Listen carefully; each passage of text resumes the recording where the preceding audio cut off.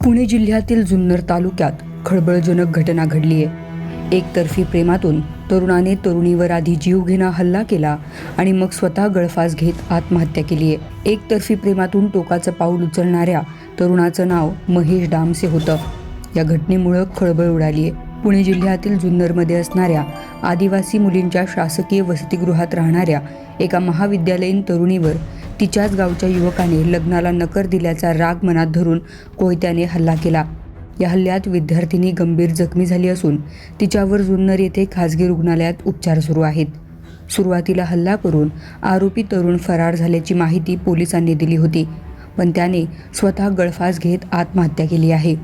मिळालेल्या माहितीनुसार जुन्नर येथील आदिवासी मुलींच्या शासकीय वसतिगृहात राहणारी विद्यार्थिनी नेहमीप्रमाणे सकाळी वसतिगृहातून बाहेर पडली असता तिच्या मूळ गावचा असणारा युवक महेश मुरलीधर डामसे या युवकाने तिच्यावर कोयत्याने हल्ला केला। आरोपीने विद्यार्थिनीच्या चेहऱ्यावर आणि मानेवर वार केल्याची माहिती समोर आली आहे। दिवसाढवळ्या घडलेल्या या घटनेमुळे परिसरात मोठी खळबळ उडाली आहे। हल्ल्यानंतर आरोपी महेश डामसे घटनास्थळावरून तात्काळ फरार झाला होता। स्थानिक नागरिकांनी जखमी विद्यार्थिनीला उपचारासाठी जुन्नर येथील खासगी रुग्णालयात दाखल केलं होतं। काल या ठिकाणी जे जुन्नरमध्ये जी घटना झाली होती त्या मुलीवरती वार करून आरोपी या भागात पळून आल्याचं आम्हाला माहिती मिळाली होती। त्या अनुषंगाने आम्ही माननीय पोलीस अधीक्षक साहेब तसेच स्थानिक गुन्हे शाखेचे माननीय वरिष्ठ पोलीस निरीक्षक श्री शेळीमकर साहेब यांच्या मार्गदर्शनाखाली आम्ही समांतर तपास करत होतो। तर कालपासून आम्ही CCTV फुटेज बघत आम्ही आज इथपर्यंत पोहोचलो होतो। तर आम्हाला वरती जे क्षणभर विश्रांती हॉटेल आहे त्या ठिकाणी आम्हाला ती गाडी क्रॉस होताना दिसली सकाळी 9:15 साडेनऊच्या आसपास, गणेश खिंडमध्ये। परंतु ज्यावेळेस आम्ही खालचे फुटेज चेक करत होतो त्यावेळेस ती गाडी खाली क्रॉस झालेली नव्हती। त्याच्या पुढच्या पाठीमागच्या गाड्या आम्ही व्हेरीफाय केलं तर त्या सगळ्या गाड्या खाली क्रॉस झाल्या होत्या, परंतु ही गाडी खाली गेलेली दिसली नाही। त्यामुळे आम्हाला जरा संशय होता की तो ह्या भागात कुठेतरी लपला असेल वगैरे असं। आम्ही दुपारपासून आमच्या टीमसोबत, आमची सगळी संपूर्ण टीम आहे, आम्ही पहिल्यांदा पूर्ण हा घाटाचा सेक्शन असेल, पुन्हा ते पलीकडचा वाटखळ्यापर्यंतचा जो परिसर आहे, जो 5-6 किलोमीटर आम्ही पायी तिथं शोध घेतला, परंतु त्या बाजूला आम्हाला मिळालं नाही। मग साबळे मेजरने आम्हाला बोलता सांगितलं की आम्ही ह्या बाजूला 4 व्हीलर वगैरे येतात, गाड्या वगैरे जातात, ह्या बाजूला बरीचशी लोक पोहायला वगैरे येत असतात पावसाळ्याच्या दिवसामध्ये। मग त्या अनुषंगाने आम्ही इकडे यायचं ठरवलं। तर पुढं चालत आल्यानंतर आम्हाला त्या गाडीचे मोटरसायकलचे टायर मार्क दिसले।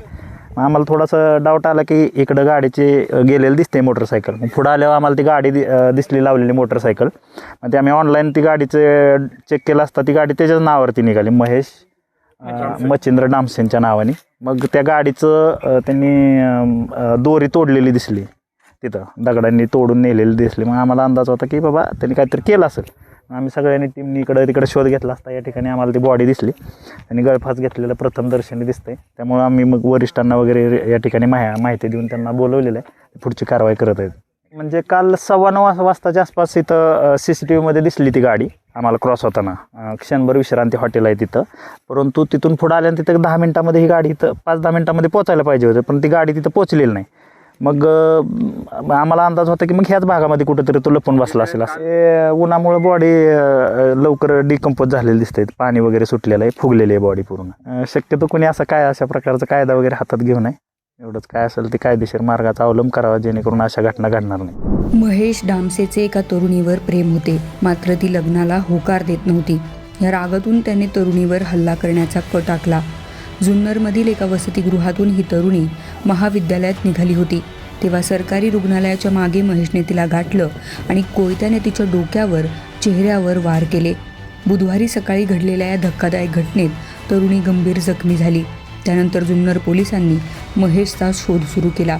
तेव्हा सकाळी एका टेकडीवर महेशची गाडी आढळली, तर तिथंच एका झाडाला गळफास घेतलेल्या अवस्थेत त्याचा मृतदेह आढळून आला। CCTVमध्ये त्या परिसरात तो एकटाच गेल्याचं दिसून आलं, त्यामुळे ही आत्महत्या असल्याचं दिसून येत आहे। एकतर्फी प्रेमातून घडलेल्या या घटनेनं जुन्नर तालुका हादरून गेला। शगुफ्ता शेख, लोकमत.com, पुणे।